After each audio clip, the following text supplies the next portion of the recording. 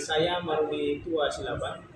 Ini kita bersama dengan tokoh dan juga menjadi TKN Golf Bang David Bayu. Kita sapa saja. Salam jumpa kembali Bang David. Salam jumpa, salam perjuangan. Bang David, ini kita senang ada kegiatan panel diskusi dan konsolidasi dukungan Aliansi Mantan Aktivis Alumni Kelompok Cipayu yang digagas oleh salah satu di antaranya adalah Bang David Bayu. Bang, ini kegiatan boleh diceritakan latar belakang kegiatan ini dan maksud dan tujuan?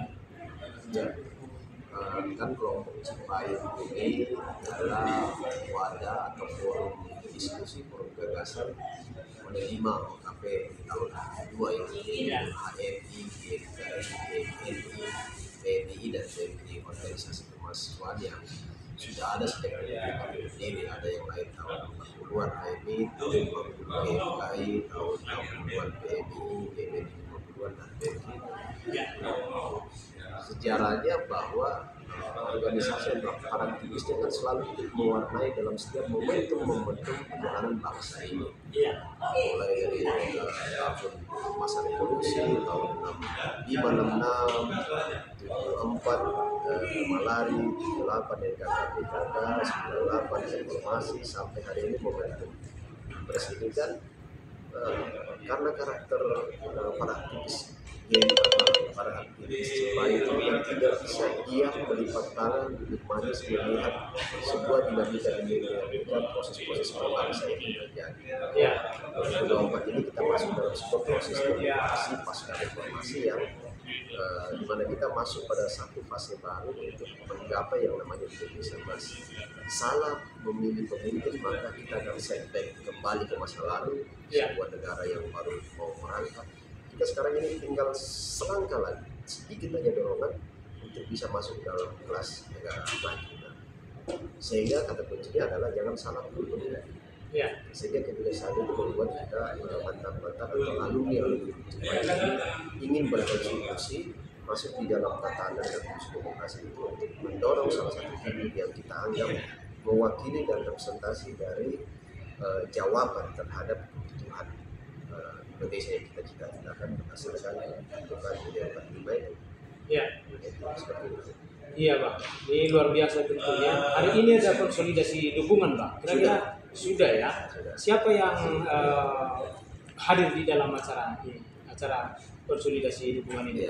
Kebetulan kita mengundang satu tokoh surveyor dan tokoh demokrasi juga yang tokoh intelektual Kodari yang bisa memberikan pemaparan yang subjektif berdasarkan kajian keilmuannya. Kemudian dari salah satu alumni kelompok Cipayu, Prof. Ali Masuk Musa yang juga kebetulan ketua Ikatan Sarjana Nahdlatul Ulama yang memang bergerak dalam gerakan-gerakan intelektual yang tentu kajiannya berdasarkan kajian intelektual. Kemudian kebetulan salah satu alumni Cipayu, Prof. Dunia yang sempat hadir, terus juga ada tugas kita mengisi dengan diskusi panel salah satunya untuk bisa membangun sinergi gagasan titik temu pemikiran dan paradigma dari para alumni ini untuk yang terbaik berdasarkan kebutuhan bangsa ini sampai yang pas untuk mendorong pilihan kita dari situ ya Prabowo kita adalah jawaban dari Indonesia. Hasil diskusinya itu bagaimana Pak? Tadi dari paparan dari pengamat ada tadi Muhammad Kodari, tentunya ini pengamat yang tidak asing lagi. Bagaimana dari paparan dari Muhammad Kodari para narasumber? Berdasarkan data-data itu kan jadi tren kalau berdasarkan survei atau penanganan lapangan itu kan tren Prabowo ini naik terus. Bahkan hasil survei LSI per kemarin itu sudah 50,7%. Artinya sudah diambang sama kita. Jadi berdasarkan data kajian yang dimiliki dipaparkan bahwa memang trennya ini sudah tren satu negara.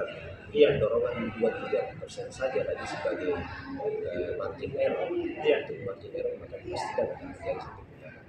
Nah, hal yang positif kenapa harus satu putaran adalah karena kita menghemat anggaran 27 triliun. Yang kedua, kita tidak menjejali masyarakat dengan titik jenuh dari proses pemilihan. Karena bayangkan kalau 2 putaran sudah mencoblos di 14 April, kemudian nanti mencoblos di Juni, kemudian mencoblos lagi pilkada di akhir tahun. Dari tanggal 14 Februari ke Juni itu kan dijejali lagi dengan kampanye. Jenuh masyarakat, capek penting. Pelaku-pelaku pemain politik juga jenuh dan capek. Nah, dalam kondisi masyarakat pelaku politik ada pada titik yang letih dan jenuh, itu rentan konflik, rentan emosional, tensi politik yang susah dikontrol kan. Ya. Sehingga terlalu banyak hal yang baik kalau bisa dilaksanakan satu putaran saja. Sehingga kita setelah itu berkonsentrasi lagi pada proses pilkada. Jadi kalau sampai 2 putaran kan sudah energi habis, dana APBN habis, masyarakat letih dan jenuh, pelaku politik juga letih dan jenuh karena sepanjang tahun ini jalan. Luar biasa ya Bang ya, hasil survei hari ini untuk pasangan Capres Prabowo Gibran nomor urut 2 sudah di atas 50% ya.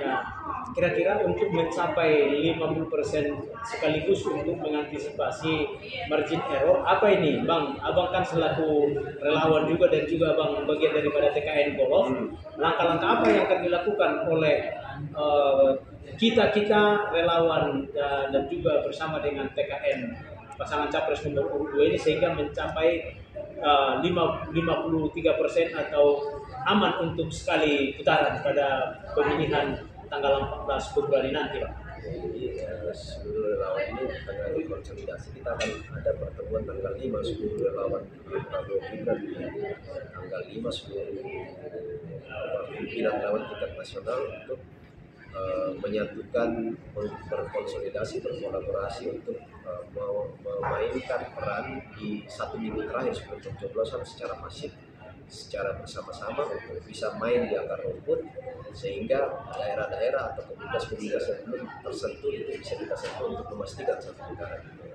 Kemudian tanggal 10 Februari kampanye terakhir itu di Gelora Bung Karno, seluruh relawan ini juga dikerahkan untuk bisa menutup dengan legitimasi massal, legitimasi full power yang diberikan oleh kehadiran dan proses yang menggembirakan. Jadi politik ini harus dinikmati sebagai satu pesta demokrasi, bukan sesuatu yang menakutkan, saling mencibir dan saling memojok. Harus dinikmati sebagai proses pesta demokrasi. Luar biasa Bang, ini capaian untuk hingga hari ini sudah mencapai 50% lebih ya. Optimis Ya. Bang, Abang sebagai relawan yang juga ada bagian daripada TKN yang hari ini melakukan konsolidasi dukungan, apa pesannya nih Bang buat semua relawan dan juga semua pihak yang tentunya terlibat di dalam proses pemenangan pasangan calon presiden nomor 2 Prabowo Gibran Raka Buming Raka? Ya, pesan kita kan pertama, berdasarkan hasil survei kita sudah menang, tinggal merealisasikan kemenangan itu dengan harus hadir di TPS. Jangan ada yang golput, jangan ada yang lalai, karena 14 Februari itu kan hari libur juga, jadi jangan pergi berlibur meninggalkan 1-2 jam yang akan memberikan dampak panjang bagi bangsa negara ini kalau salah. Kita mau supaya semua basis-basis relawan, basis pemilih, basis partai apa segala bergerak bersama untuk meyakinkan harus ke TPS. Jangan mencoblos satu suara itu mahal. Yang kedua, kawal supaya tidak terjadi kecurangan dan manipulasi hasil. Jadi kita semua relawan harus terlibat mengawal proses pencoblosan, penghitungan, rekapitulasi dari TPS naik ke misalnya kecamatan, kabupaten, kota, naik ke provinsi sampai ke pusat. Itu harus dikontrol dalam rangka memastikan bahwa apa yang ada di TPS itu akan sama hasilnya dengan direkapitulasi akhir tingkat nasional. Karena hanya itu cara kita untuk memastikan bahwa kemenangan yang sudah ada di atas kertas berdasarkan kajian intelektual, keilmuan, saintifis lewat survei itu terrealisasi dengan hasil akhir nanti lewat proses pencoblosan dan mengontrol hasil. Proses kontrol ini kan supaya meyakinkan semua pihak, semua kontestan untuk bahwa ini fair, gitu, ini adil dan terbuka. Semua mengontrol, paslon lain juga mengontrol, kita juga akan mengontrol, memastikan bahwa semua berjalan demokratis.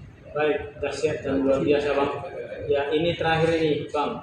Kita kan ini tadi disampaikan oleh pemirsa dan juga semua komponen dan relawan pasangan Capres nomor urut 2. Ada banyak pesan penting yang disampaikan oleh Bang David Payung selaku TKN dan juga sebagai relawan. Kebetulan kita ini kan pemirsa bahwa Bang David Payung ini adalah juga penasehat pada relawan Jaringan Damai Indonesia Pro Gibran.